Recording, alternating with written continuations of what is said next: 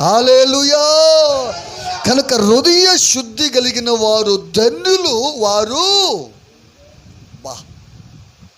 దేవుణ్ణి చూడాలంటే అందరికీ ఆశే, దేవుని దర్శనము కలిగి ఉండాలని అందరికీ ఆశే.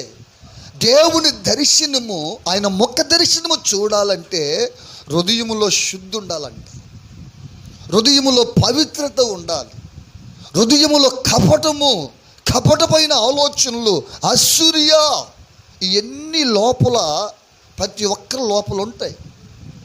ఏదో ఒక విధంగా, ఏదో ఒక పరిస్థితిని బట్టి ఉంటాయి.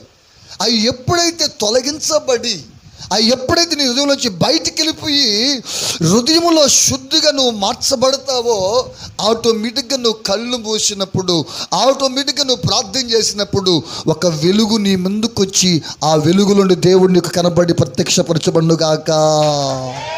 ఆమేన్, హల్లెలూయా. ఆయన ముఖ దర్శనము చూసినప్పుడు దాంట్లో కలిగే ఆనందము నేనైతే వర్ణించలేనమ్మా, నేనైతే చెప్పలేను. కొన్ని కోట్ల రూపాయలు ఇచ్చినా కూడా అంత రాదు. ఆయన దర్శనం చూస్తే హృదయము కరిగి నీరైపోద్ది. నేను చూశాను కాబట్టి చెప్పగలుగుతాను ఈ మాట. ఆయన ముఖ దర్శనం చూసినప్పుడు అది చెప్పలేకపోతున్నా, చాలా బాగుంటుందండి.